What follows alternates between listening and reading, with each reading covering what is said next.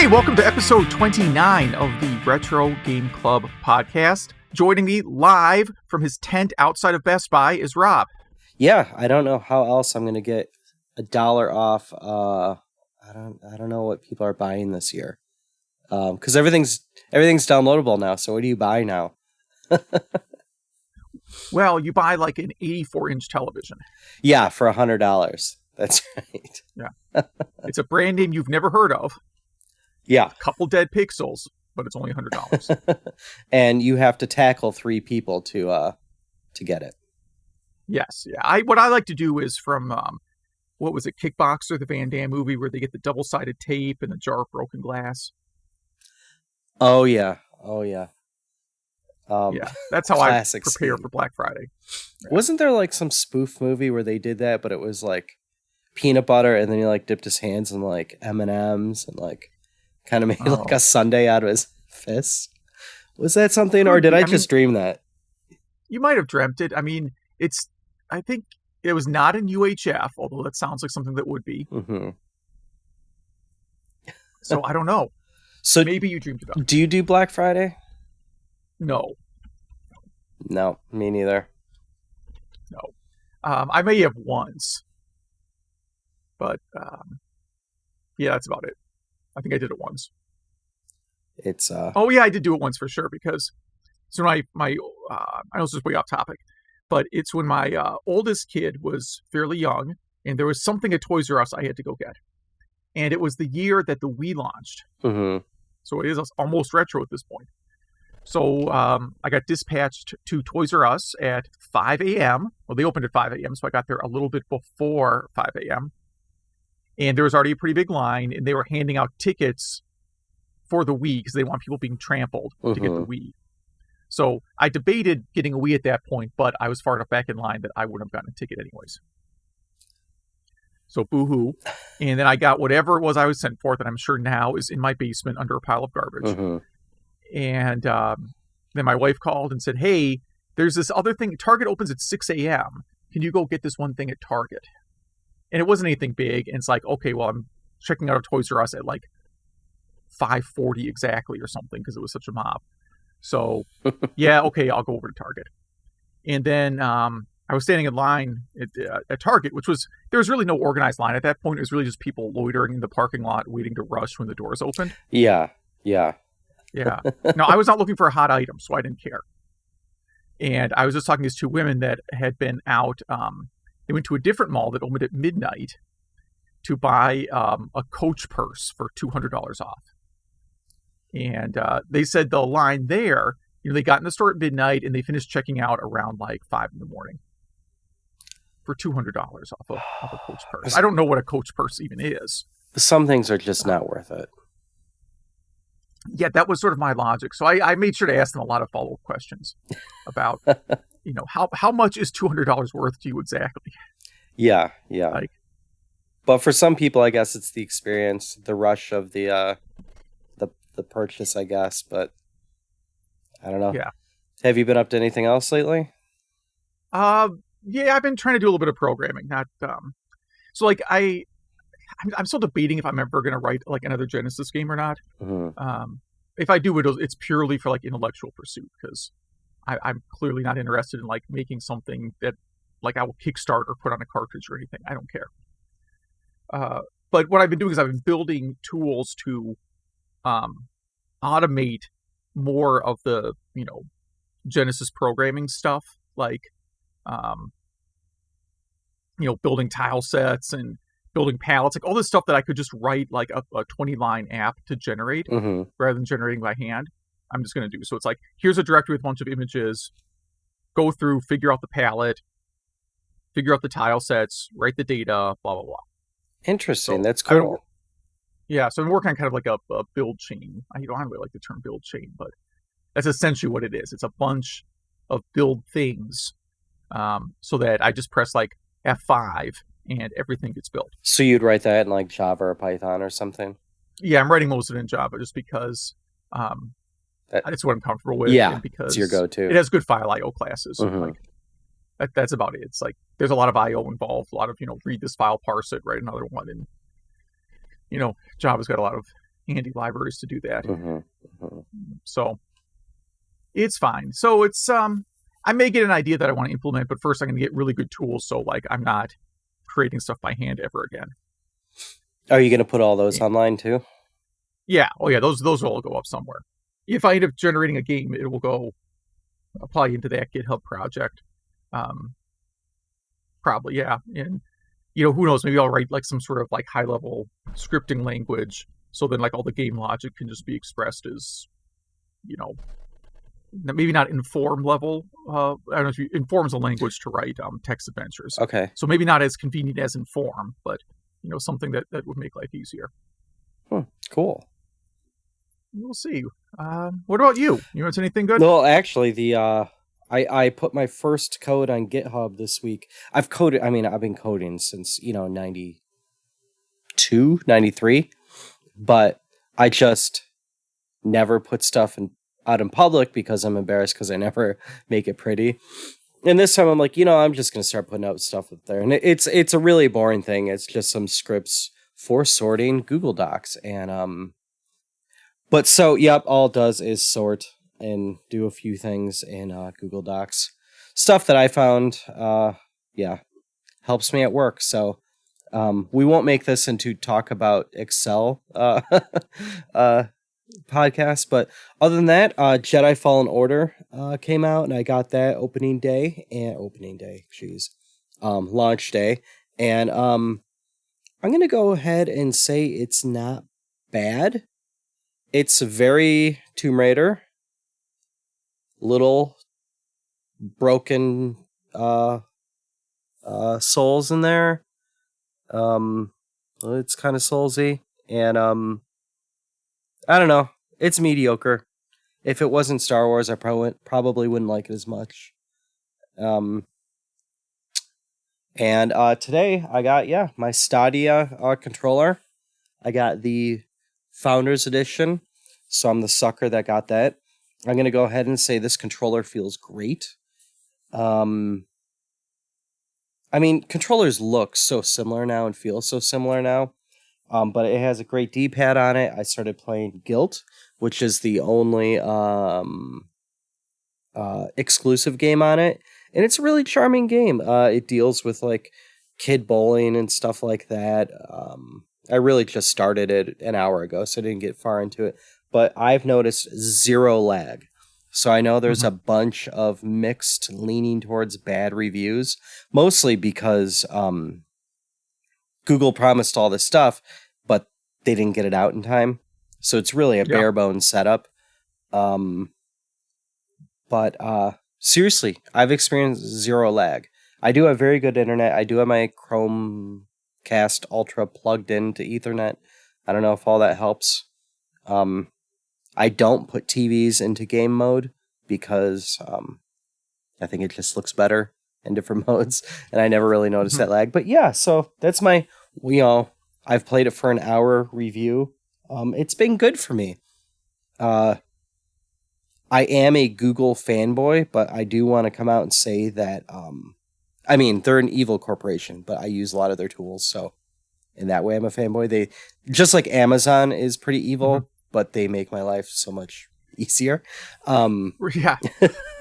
But I have this debate all the time. People are like, well, Uber is a horribly evil company, and they lobby for they lobby for terrible things like trying to ban private ownership of automated vehicles. That's the thing they actually lobby for, because they don't want anyone other than Uber owning self-driving cars. Yeah. Right. But man, are they convenient. Exactly. Yeah. Yeah. So, like, I don't care. My point is I don't care if Stadia fails. I'd rather it didn't, because, I bought a game or two on it, and I spent this money on this controller, but Google cancels everything, so...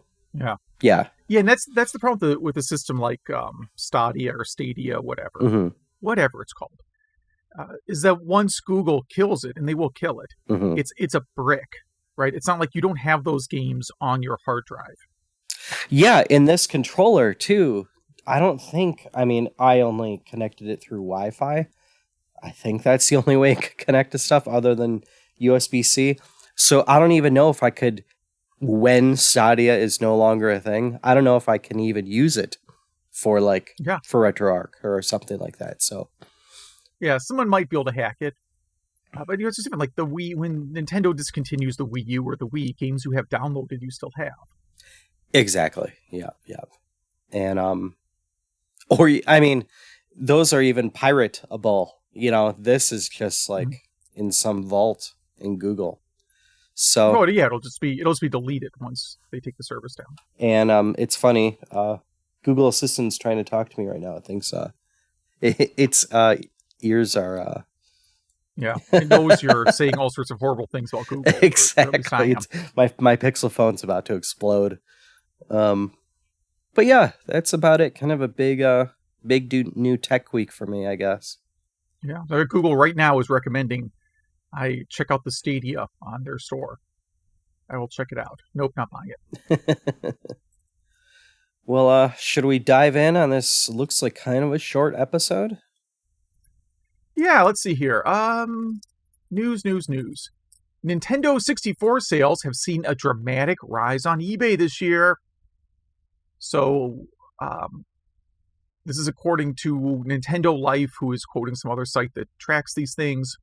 And I think it has to do with the fact that people who got Nintendo 64 as kids are now prime age to start buying retro consoles.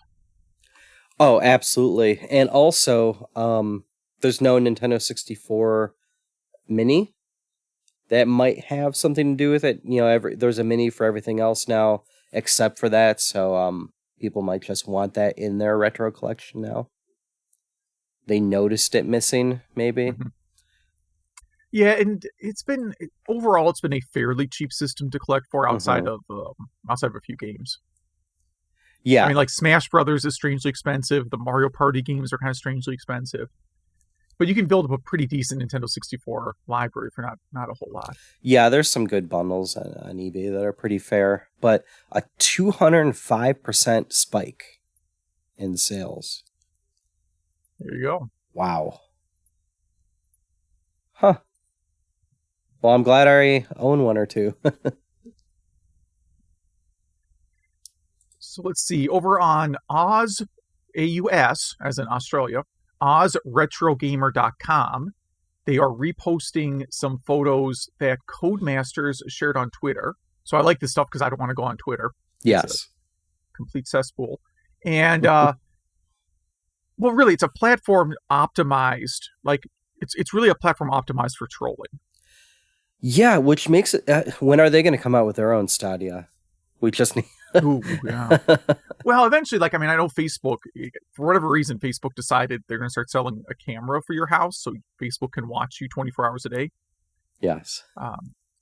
And, boy, I can really imagine Twitter having some sort of device, too. Like, maybe a headset you can just yell into. Something. Or someone insults sort of you anytime hardware. you talk, that kind of thing. Oh, yeah, that's it. Anytime you say something, someone just automatically talks back and slams you. I like it. I like it. Yeah. It's great for people who don't want to get married. All right. Oz Retro Gamer, AUS, RetroGamer.com. They are reposting this gallery from Codemasters. And Codemasters apparently had a warehouse that they were emptying out, and they found a bunch of really awesome, in some case, mint condition retro game items. Some of it are like their own games, shrink wrapped.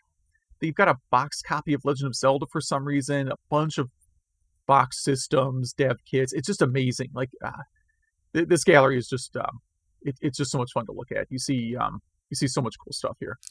This what is this? I don't know if it's a Saturn address calculator, something where it's at the very bottom where after you coded your Saturn game, it makes sure that you're using the memory wisely or to spec.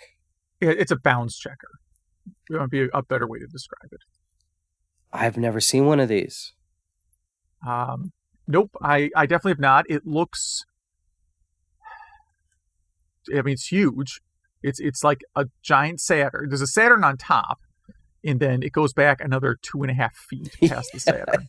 It's so strange. Yeah, I'm thinking bounds checker is the right term for what it's doing. It has some weird outport too. Yeah, I've never seen one of those. That's got to be worth some money. Or Yeah. maybe not. I Yeah, a don't lot of know. this. I mean, some of this stuff is dusty, but most of it's in pretty darn good condition. Mm-hmm. Yeah. Yeah, any retro collector out there, you should absolutely go to the site. It's in our show notes. Player finds Holy Grail of Majora's Mask speedrunning.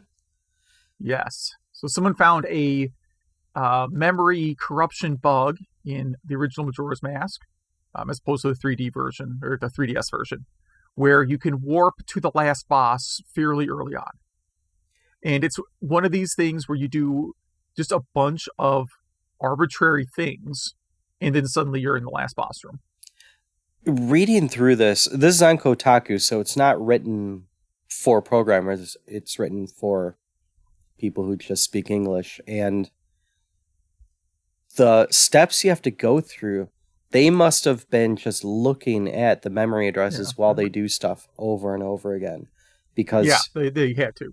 Absolutely. There's no way just to do this accidentally. Right, unless you're really, really, really intoxicated. So it was enter Southern Swamp from the Woods of Mystery. Drop a bomb and shoot 2 deco bubbles before going past the loading plane to load a rupee at a specific part of memory. Next, take the rupee to the loading plane and throw Zora fins. After the Zora fins grab the rupee, turn the camera to prevent the rupee from being on screen as you loaded the other room.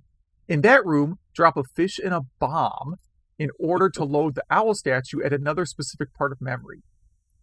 Reload the room with the owl statue with a very precise position and catch the Zora fins on the same frame. Then play 6 notes on the ocarina and save at the owl. Reloading brings you to the last boss fight. That's bananas. Yeah. Anytime you have to do something on the same frame means you're going to screw it up a lot. Yeah, like the guys that can do like the wall jump in Super Mario Brothers. Those guys. Yeah. Wow. So I will not be trying this. No, and I haven't watched this video yet. I just read through it. But pretty much how it works is it overwrites one part in the memory, so it just thinks you're there, right? Yeah, it overwrites. So basically, when you save at the owl statue, in the save game, there's a value written for what is the location to load when you load that save game. Mm-hmm. So they're corrupting that, so that when you save at that statue, instead of writing the value for Southern Swamp, it writes the value for last boss room. Wow. Huh. And then they go on to say there's glitches like this in Symphony of the Night as well. Yeah. Yeah, I mean, any game where there's like fixed memory addresses. I mean, this might not be as much of a problem in modern games, but obviously on retro consoles, like every time you play the game, things will be in the same location of memory every time. Mm-hmm. On a PC game, you can't guarantee that necessarily. You can guarantee maybe that the save game is in a particular order, but like the system RAM may not be in a specific order. Mm-hmm. Mm-hmm. So, or the console, obviously, it's a different story. So that's what they're counting on, like some trick where you can overflow into this region of memory and then write a value, in this case, warp location. Mm-hmm. Wow. People have a lot of time on their hands. Yeah. Pretty cool. Yeah, so that's a pretty oddball one. Development prototype of Sonic 3.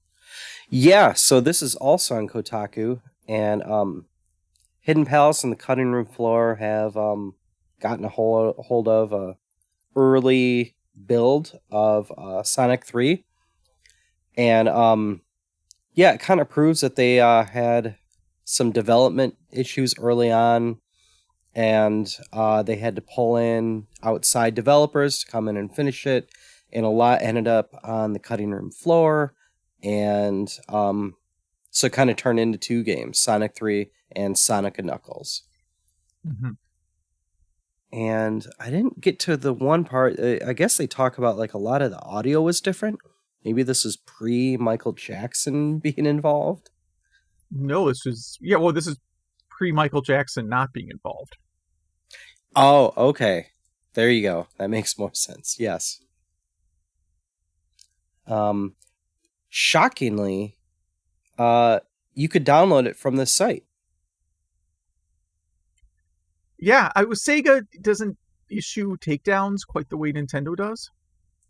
And I don't really know where hiddenpalace.org is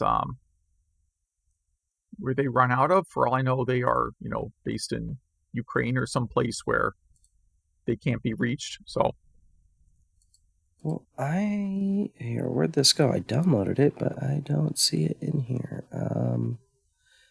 It says download the code. I want to see if it's actually code. I just downloaded it. Do you want me to look? Yeah, let's dive into the zip file. This is very exciting. It's an MD file, so it is an MD file, but you can decompile it if you really, really care. Yes, with Ghidra. Yeah. New Intellivision game, Onion Project. Yeah, so 2 Intellivision games have been announced in the past week. One called Onion Project, which if you search for that, you're never going to find this game. You're going to find Tor instead. So you have to go to Intellivisionrevolution.com to find it. Yes. And this is it looks like a board game, but a really graphically nice board game. Mm-hmm. This almost looks like an NES game. Yeah. Oh yeah. I would believe this is an NES homebrew if you told me that. Yeah, or like Atari 7800. Yeah, and it's like a dice battler game. So then like you're moving across this board that's like a board game, and then when you run into an enemy, you basically have like a dice rolling like D&D competition to see who wins the battle. Yeah, just kind of like an RPG battle, but they actually show you the results, the actual results. Yeah. And the next one, 38. 38 is kind of a Columns, clone. It's very good looking. The music is tattooed to my brain. I will never forget it, and this is my life now. So I watched this whole video, and nothing happens until 3/4 of the way through. I thought like, oh, this is like a still a prototype. They didn't finish a lot of the logic, but that's part of the game. So you have to get 8 colors in a row, or not in a row, but touching. And then they start finally disappearing and falling on each other, creating more series of 8s. And pretty impressive programming, actually. Yeah. See, I said it looks like Columns because it's the same style of thing where you got like 3 gems falling at once. Mm-hmm. But then you have to get 8, hence the name 38. Mm-hmm. You have to get 8 colors in a row to have a break. And it's funny, you can't turn them sideways. It's only always vertical. You could just kind of flip it, though. But, that game takes a lot of planning ahead. Yeah, this looks pretty cool. Yeah, it looks like a good game. Yeah, it would have been a game you could actually have sold. Either of these are games you could actually have sold in the 1980s. Oh, yeah. Actually better than most games you would have bought in the 1980s. Right. I mean, someone got Vectrex published. Have you ever played Vectrex on the Intellivision? No. I want you to play it and tell me if you figured out what you're supposed to do. That's the challenge for everyone today if you have a television. Fire up Vectrex. Tell me what the point of the game is. Are you sure it's not Vectron?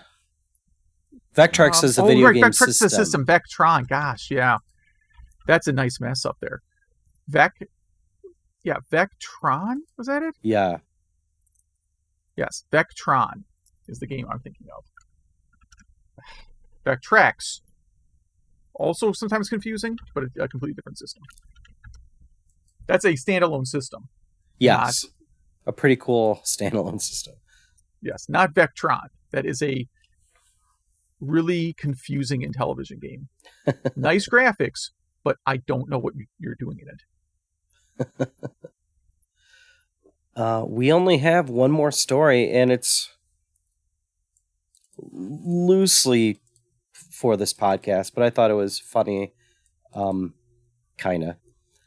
Intel to remove old drivers and BIOS updates from its site by the end of the week. So probably by the time you listen to this episode, if you need any drivers or firmware updates for Windows 98, Windows ME, or XP, for anything Intel, including like network cards and stuff like that, you might be out of luck. So this is on ZDNet. I mean, they'll be on archive, right? They're going to be on archive.org, I'm sure. Probably, but they're also saying that there's all these, I'm sure you've run into this, where you're looking for an old driver and you get pushed to a site that bundles stuff with a bunch of malware. Like you get the driver, but you also get 10 viruses.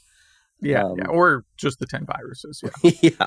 So they're saying look out for that. So November 22nd. So we're recording on the 19th. So yeah, this Friday. That's kind of depressing. But I thought it was appropriate for the show because we talk about preservation, whether it's preservation or privacy or piracy. So yeah. Yes. And as one person commented, congratulations to Intel for saving 20 megabytes of space. Exactly. Like, why are they doing this? It's got to cost them more to take this down than to just leave it up. Like, someone has to physically work to do this. Yeah, and eventually, like, there'll be some hospital or something that runs into a problem because of this. I mean, probably air traffic control.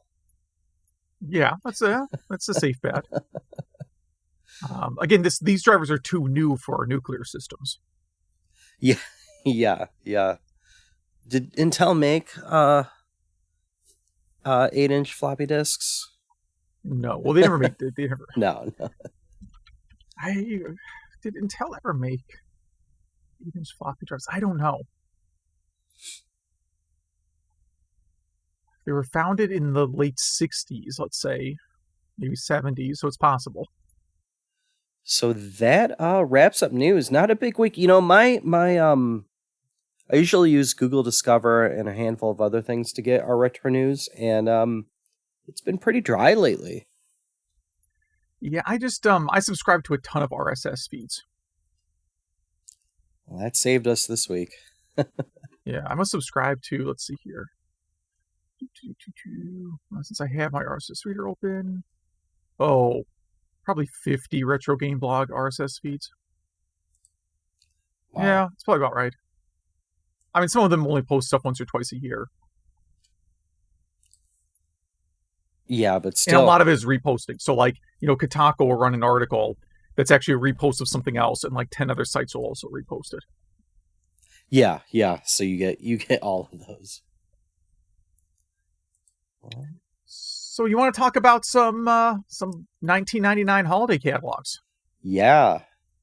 So we picked 1999 because we figure it's 2019 now. Next year we could start with 90. Yeah.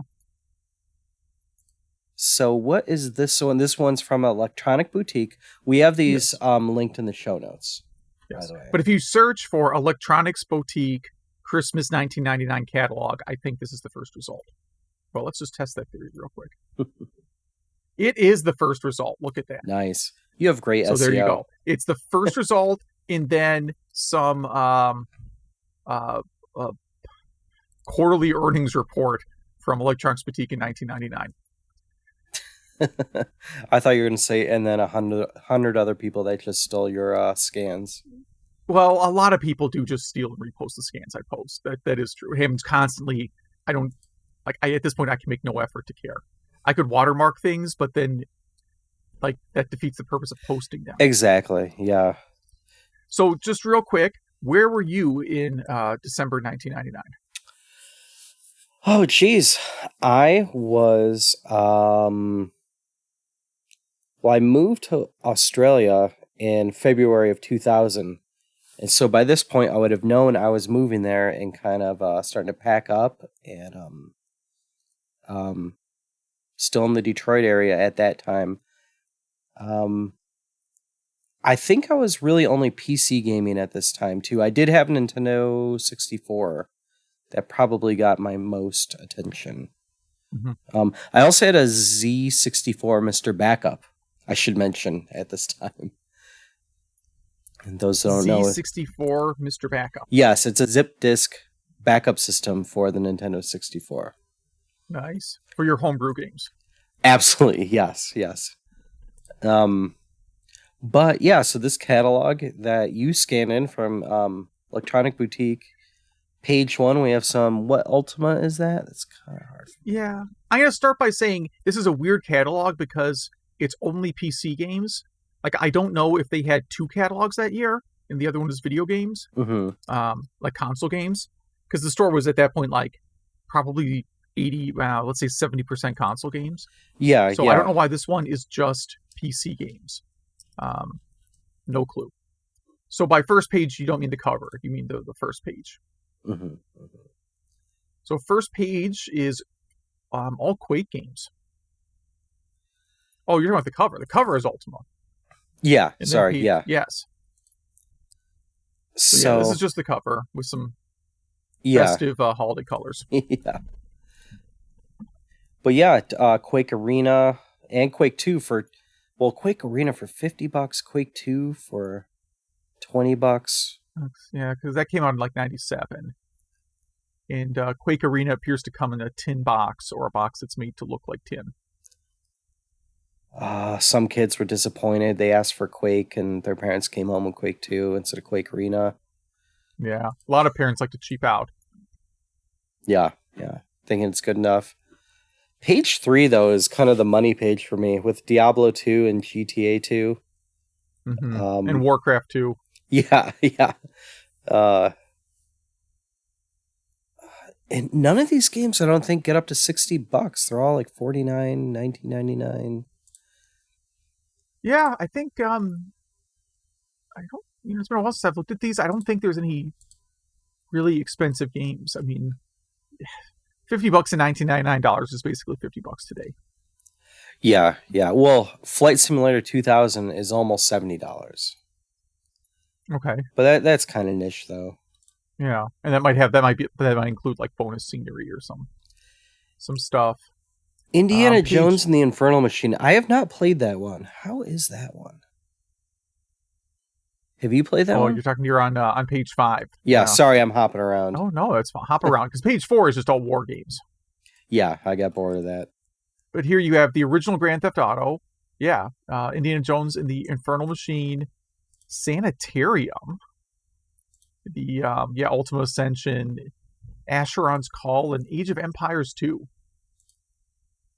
These are all the hot 1999 games. The one that surprises me is on the next page that they are still selling Myst. I know. Well, is it in this catalog that we also have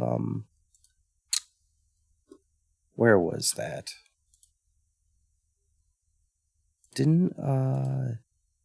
Yeah, Dragon's Lair is in this. Yeah, I think Dragon's Lair will be like the apocalypse can happen, and a new version or port of Dragon's Lair will come out. Yeah, so if you skip ahead to page 10, you have Dragon's Lair Deluxe Pack, which is Dragon's Lair 1 and 2 in Space Ace for $19.99. Also available in something new called DVD. Oh, yeah. Wow. Then, yeah. That is, yeah, you'll be able to buy Dragon's Lair pretty much forever. I don't know who technically owns the IP at this point.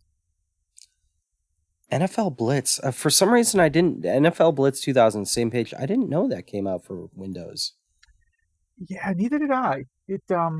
I never really think of Windows as being much of a sports... I don't think of PC... When I think of sports games, I never think of the PC. Me too. Star Trek Encyclopedia. I think I had that. Now, page 9 has, of course, the most interesting game, Dai Quintana, for $39.99.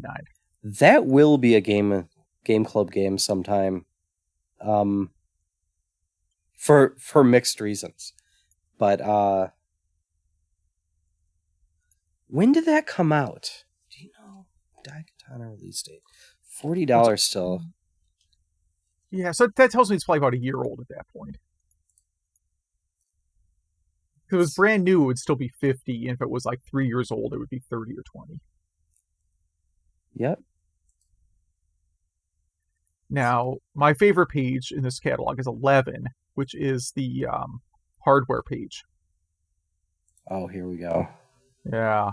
So you have 3 different video cards. You have Eraser X for $299.99. Wow. Never heard of the Eraser. Yeah. Explosive 3D graphic performance. Yeah. And I really hope our listeners follow along with this, because the look on the guy's face looks like it's a picture of a guy that looks like he's face palming. Like, I think it's supposed to look like his head's about to explode, but to me it just looks like he's face palming. I thought he had a migraine. Exactly. This looks like a Tylenol ad. Yeah. This is why the Eraser did not take off. And Viper 2 for $200. Wait. We got to go back to the Eraser for a second. Okay. It comes with free Revelator wired glasses. Yeah. What does that mean? I have no idea. Do I need this? Is this the new thing I collect? It could be. Yeah, I don't know anything about the glasses. I assume they're not VR glasses? That doesn't seem right.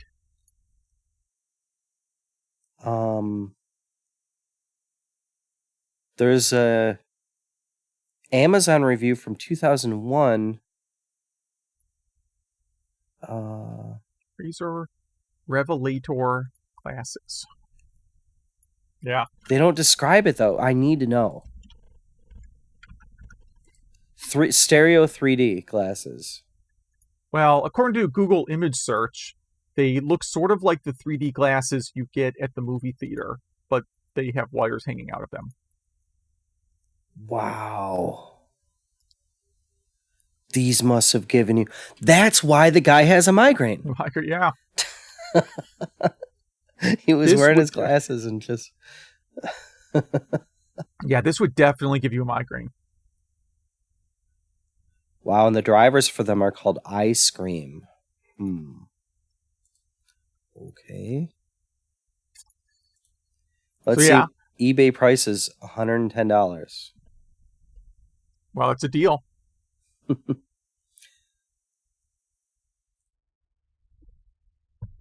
No, that's right. Now, what I love about this page is how in 1999, a mouse still costs $70.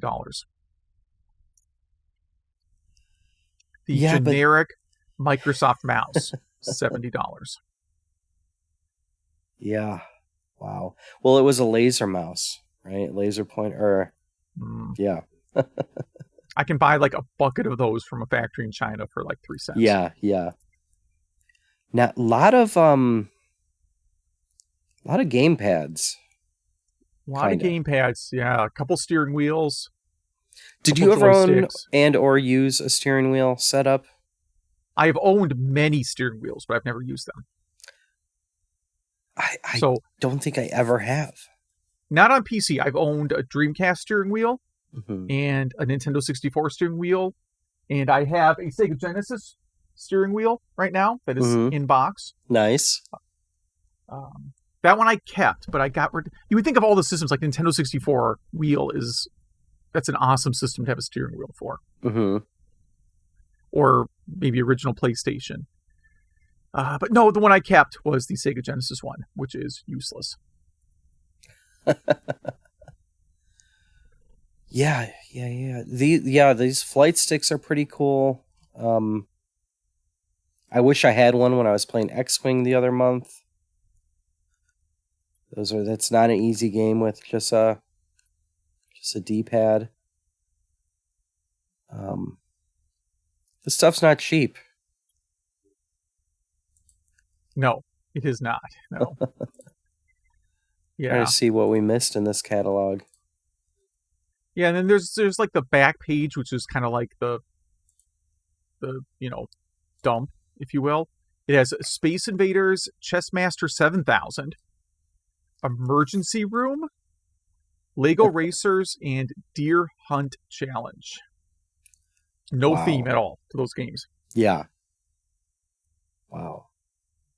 Chessmaster 7000. Where did they get 7,000 from?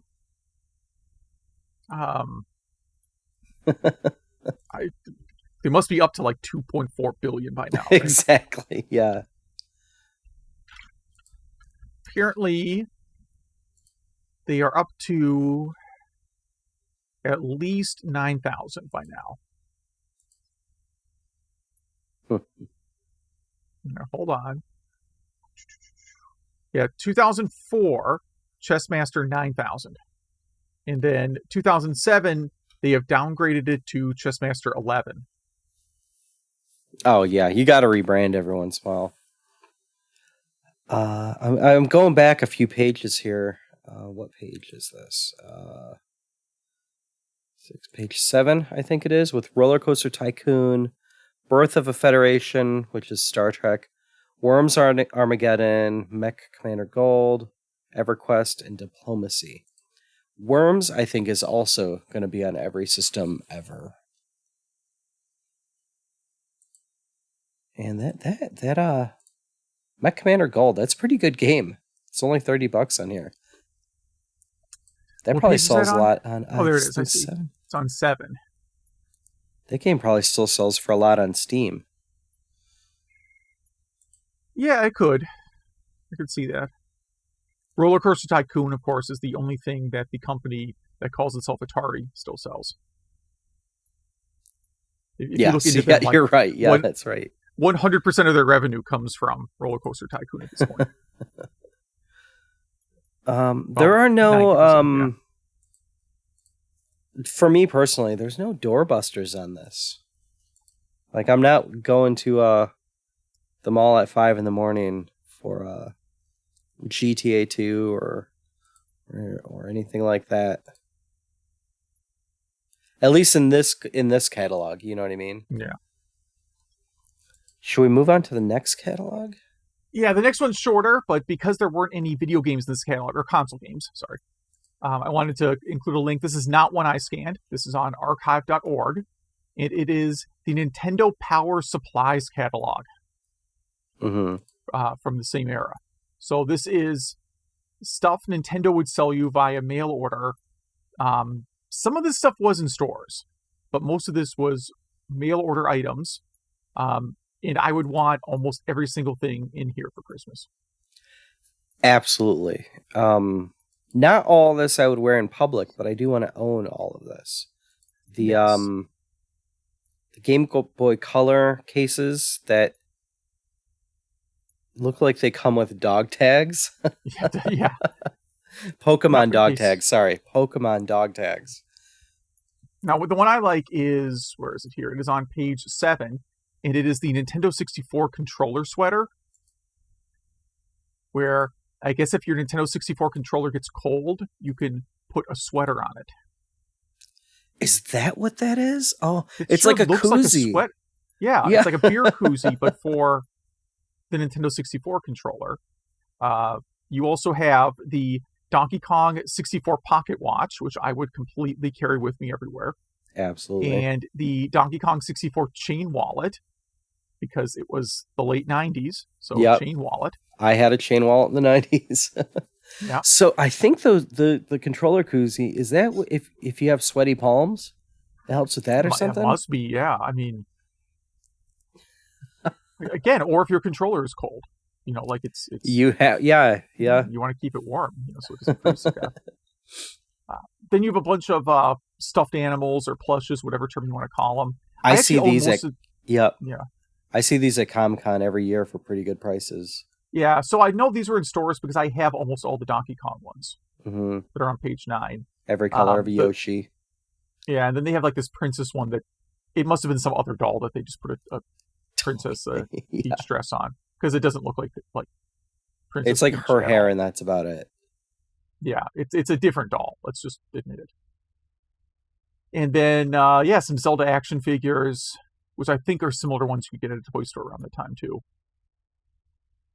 And then a suitcase to carry your Nintendo 64 around in, if that's the thing you need to do. Yeah. That always seemed like a good idea. You know, when you're like a teenager, like, oh yeah, I'm gonna roll over to my buddy's place and we'll play some Nintendo 64. And then you do that once and you're like, oh, this is horrible. Hacking this up is horrible. Then they have a page with some CDs. I actually own a couple of these. You have like the Donkey Kong 64 soundtrack, the Ocarina of Time soundtrack, Star Fox 64. So I own 3 CDs on this page. That is really sad. But then they got like Mario 64, Mario Kart. I'm assuming it's Donkey Kong Country 3. How about the player guide holder? Yeah. It's a holder for your books that are player guides. Nope. Just player guides. Just player guides. It's the player guide holder. Don't put anything else in there. Is there a price there? It's too small for me to see from here. You can zoom in here. The player guide holder is $6. That's not so bad. You kind of need it. Yes. And then, of course, what you have to do here is you fill out this form at the end, and then you add up the amount of stuff you bought, and then the shipping and handling is based on the amount of stuff you bought, not based on weight or anything. Because this couldn't all happen on the internet, because the internet didn't exist in 1999. Yeah, I mean, 99 had... I don't know if I'd ordered anything off the internet in 1999. I definitely did. I was all over eBay and Amazon already then. Yeah, okay, so eBay for sure. I'd ordered off. Oh, man. This is close. You have it very close to the first time I ever used Amazon, I'm sure.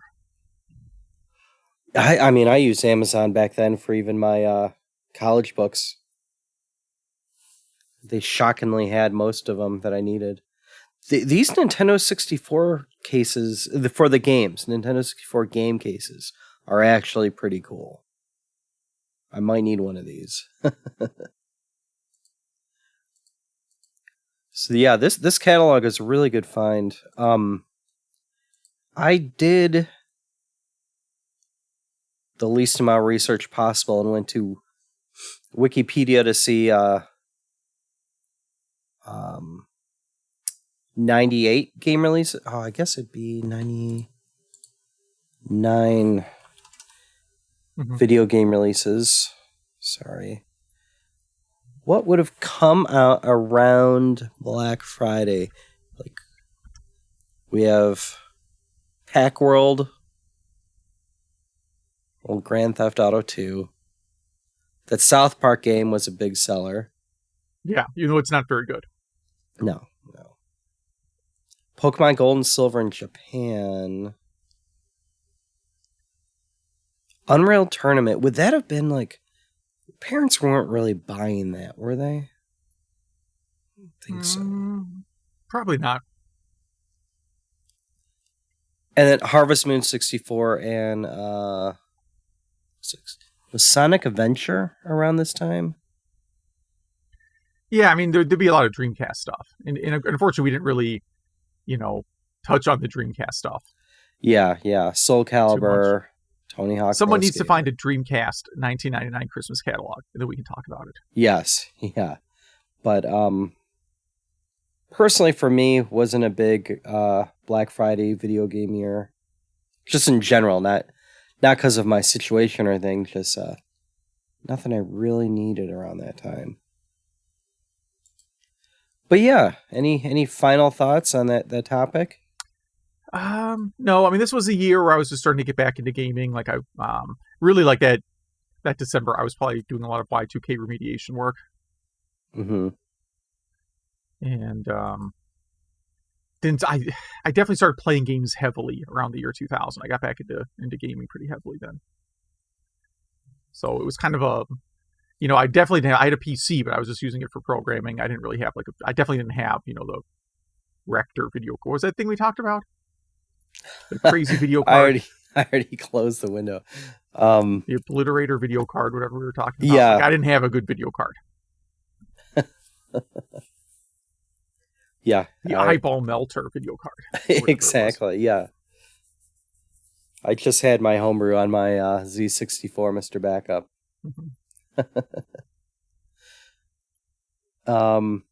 Game Club. Yeah.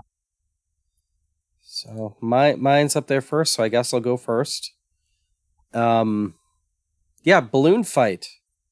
It is a black box NES game, and mostly coded by Iwata.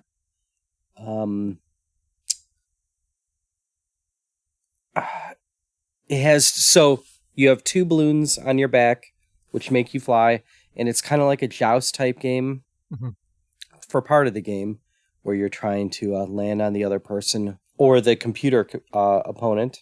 And yeah, that's about it for that part. But the part I wanted to talk about was the balloon trip, where you see how far you could go without getting zapped by little, I don't know if those are lightning bugs or lightning balls or sparks or whatever they are. But Iwata coded a challenge into this, a little Easter egg, where if you get all 20 first 20 balloons in a row, the balloons change color. That's all it does, nothing huge.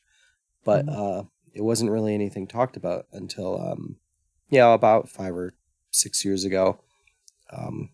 Because when he passed, there was a big article about him and a lot of interviews kind of surfaced. I just really think this is a very charming game. This was an early game for me. It plays great. It holds up well. I think it's a great addition to the Switch's online library. And it does have there was a Versus arcade cabinet, which I don't know if I've ever played. And it's only the balloon fight kind of part, not the trip. And there's a Game Boy Advance port that I've never played, and it has something to do with the Game Boy Advance e-reader, which I've never used. Yeah, I think it's just Balloon Fight, but on e-reader. Wait, I might own this. So how does the e-reader work? It's an attachment for the Game Boy Advance, right? Yes. Hold on one second. I think I own this. One second. Okay. All right. So what it is you get a pack of trading cards.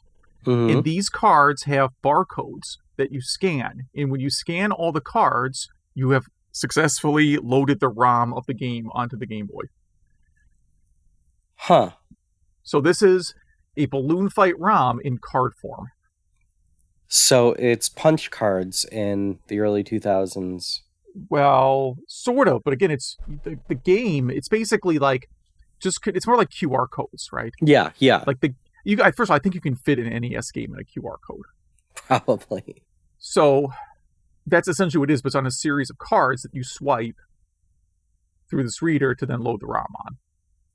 And there's like a half dozen of these. All obviously small games that don't need batteries. Very strange.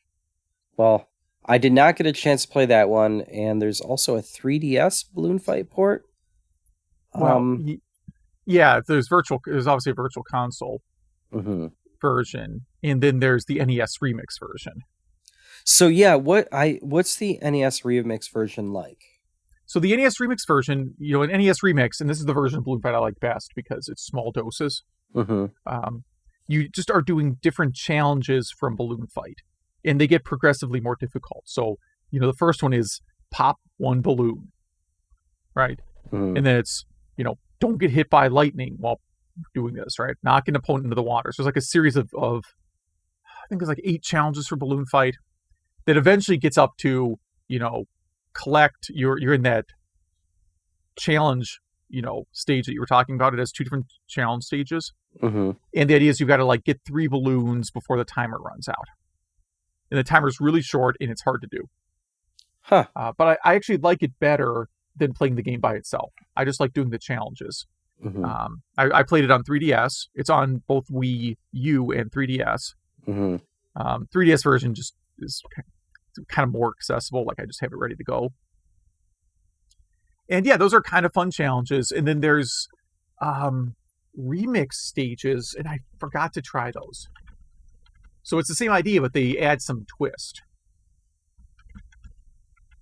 Let's see here, like, like they'll black out the graphics or something, or instead of the balloon fight guy, you're Link. It's some like some other take on balloon fight, right? So I can't remember what the remix stages were now. Yeah, I should have played those. I didn't. I just found that there's a sequel to the game called Balloon Kid on Game Boy. Yeah, I think I played this. This looks familiar. Were you able to complete Iwata's challenge ever? No. The first I ever heard of it was right now. Oh, okay. So I completed the NES Remix challenge, which I don't believe it's not the same challenge. No, not the same. But I think at the highest stage, it's like collect 20 balloons or something. And then the mini game also where it's just like, here's some pipes and they're just balloons coming out of the pipe. Yeah, that same mode is in Balloon Kid, it looks like. The pipe mode. But yeah, I definitely recommend this game to really anyone. And how about you? Yeah, I mean, I'm not the hugest. I'd rather play Joust. Mm-hmm. And I gotta be blunt, I'd much rather play Joust. I do think it's fun in NES Remix. I think the kind of small doses are like that. Yeah, so this one, so one of the remix stages, NES Remix, is they start zooming the screen out and like widening the board. So now you're not just playing it on that little board, but it's like this huge, 800 pixel across at least board. And your character gets smaller and smaller and smaller. Yeah, it's a really cool remix stage. I'll definitely check this out. Yeah, NES Remix. I mean, I have it. I might as well. Oh, you have NES Remix? Yeah. Oh, well, you should totally play that. It's awesome. If you're on Wii, I can't remember if on Wii it's NES Remix 1 or 2. And then the 3DS version is like a combination game. See, when I got NES Remix, I wasn't paying attention, I don't think. Okay. And I thought it was a collection. And then I put it in, I'm like, what is this? I didn't want this. Yeah, it's like WarioWare, but with classic Nintendo stages. Yeah. I think it's great. I'm a huge NES Remix fan. Yeah, this looks good. All right, what was your game? What was it? Oh, Space Invaders Part 2, which I thought was going to be a different game, but it's just Space Invaders with different colors. So it's actually kind of fun. I played on MAME. It's on a bunch of collections. It's on the Title Legends collections. So it's a pretty easy game to get. But it's really just kind of... I was expecting it to have a little more twist on the game. Mm-hmm. But it's kind of just the same game. Colors are a little different. And then there's intermission scenes. So the bosses are a bit harder too, right? With like if you shoot some of them, they'll turn into 2 or 3 smaller bosses, or not bosses, but aliens. The aliens, yeah, but that's not till later stages. Mm-hmm. So, and by the way, I'm terrible at this game. I just thought I would throw that out there. I really did not do well at all at this. I can only clear about 3 stages. It's just, I don't know why. I just have a really, really hard time with it. It's fun. I mean, I suppose it's an upgrade over the first game, but it's not like... It's kind of hard to call it Part 2 versus, I would have called it like Space Invaders Plus. Yeah. That seems like a more accurate name. Wikipedia does say that they made this to get rid of old inventory. Yeah. Which is pretty obvious. Yeah, it looks like around stage 5 is when you get the enemies that start splitting. Yeah. It's a good-looking game, though, for its time. Mm-hmm. Yeah, I mean, considering it's, you're still in the 1970s. Yeah. Random fact, I don't know where I heard this, and so take that with a grain of salt. I read or heard somewhere that Taito uses Space Invaders as a hex math test, or like a test to hire programmers. It's like a screening. Like, is that what you're trying to say? Like, You apply for a job at Taito and they ask if you can write Space Invaders? Exactly. Yes. Just the moving of back and forth. Title will use Space Invaders as just a hexadecimal test to screen the programmers. Now, I forget where I heard that or where I read it. I don't know if it's true, but I kind of hope it's true. I would definitely not pass.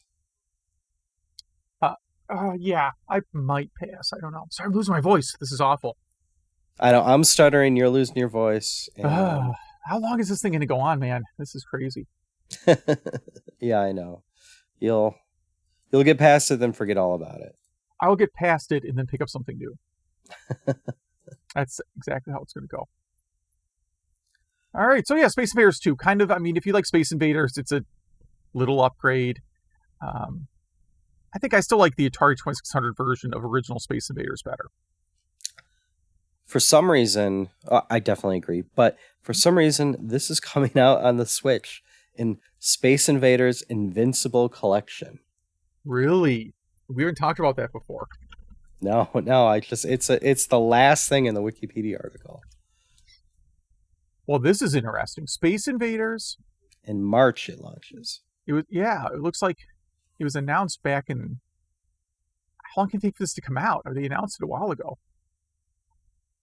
Space Invaders 2, Super Space Invaders 91, Space Invaders DX, Space Invaders Extreme, and the first ever home release of Space Cyclone, which I have never heard of. There's no way they can charge $20. You know, most of their downloads are $20. Oh, look, it's going to have a physical copy. Oh, man. That's kind of interesting now. That is interesting. Oh, and it comes with a bunch of fun stuff.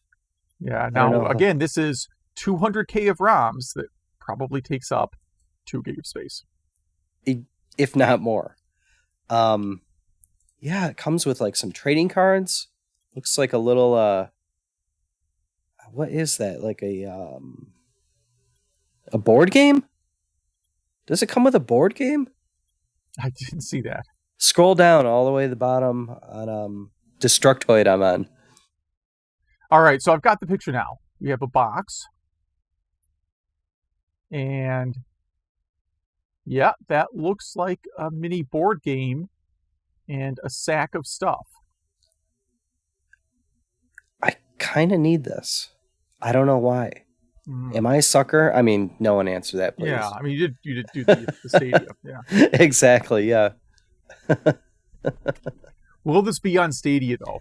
Oh, my gosh. Oh, I forgot to mention last episode that a launch title for Stadia is Just Dance 2020. So the Wii owners don't get to have all the fun. Yeah. Because... wait a minute. How do you do Just Dance on the Stadia? No clue. Does the controller have motion on it? It's got to, I guess. I don't know. I have no idea. But I'm sure there'll be some reviews out there on YouTube in a few days. Yeah.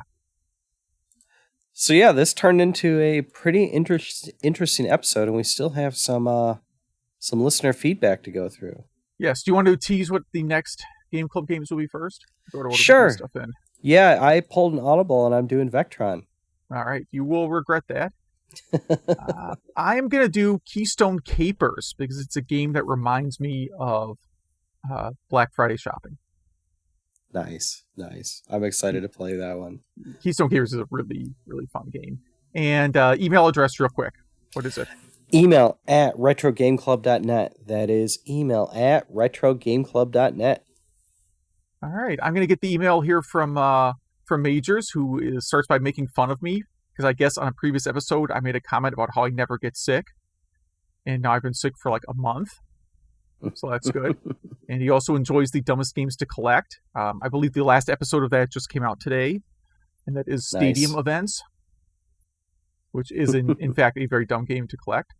And he thought your wash and dry comment was pretty funny. So yeah. Where's that? RetroArch supporting widescreen side arts. And he says not to be a hater, but a lot of people still prefer the 4x3 CRTs. So you don't need any extra screen filler. The Kanye West Zelda thing mentions Kanye West at one point threatened to release an album called TurboGrafx 16. Mm-hmm. I forget if we mentioned that or not, but I remember that, and then I never looked to see if he actually did that. Yeah. The FAT16 formatting issues. You get similar issues if you try and set up an MSX flash card because it uses a proprietary format. Oh, jeez. Yeah. But the creators of the card have a built-in format function to help with that. But your PC may try to format it when you plug it in. Oh, it sounds awful. And he mentions he's in the small camp of people that enjoyed Alien Resurrection. So there you go. Someone has to like it. Yeah. And he has a question for us. We were talking about the Zelda cartoon. Wants to know if either of us saw the Dragon Warrior cartoon in the early 90s.